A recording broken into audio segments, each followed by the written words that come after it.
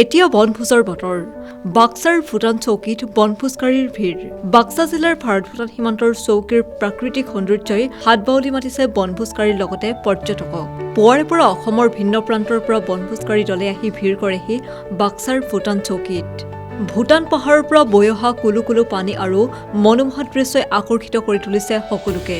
পাগলাদিয়া নৈৰ শীতল পানীৰ স্নানেৰে আনন্দ উল্লাস কৰা পৰিলক্ষিত হৈছে।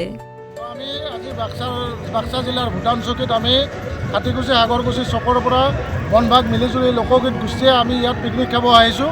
আৰু এই ইয়াত পিকনিক খাব আহি যিটো পৰিৱেশ দেখা পাইছোঁ, সঁচাকৈ খুব মনোমোহা পৰিৱেশ, খুব ভাল লাগিছে ইয়াত আহি। আৰু এই পৰিৱেশৰ মাজত থাকি আমি বনভোজ খাই আমি পুৰণা বছৰক বিদায় কৰিছোঁ। আজিৰ পৰাই আমি অহা নতুন বছৰত যাতে গোটেই ভাৰতবৰ্ষত তথা অসমৰ সকলো ৰাইজলৈ আমি নতুন বছৰৰ শুভেচ্ছা জনাইছোঁ। আৰু লগতে অহা নতুন বছৰত যাতে গোটেই ভাৰতবৰ্ষখন সুখ শান্তিৰে সকলোৱে যাতে জীয়াই থাকে তাৰ বাবে আমি কামনা কৰিছোঁ। বাক্সাৰ সোৱণখাটাৰ পৰা জ্যোতিষ কলিতা, নিউজ ডেস্ক ৰিপৰ্ট।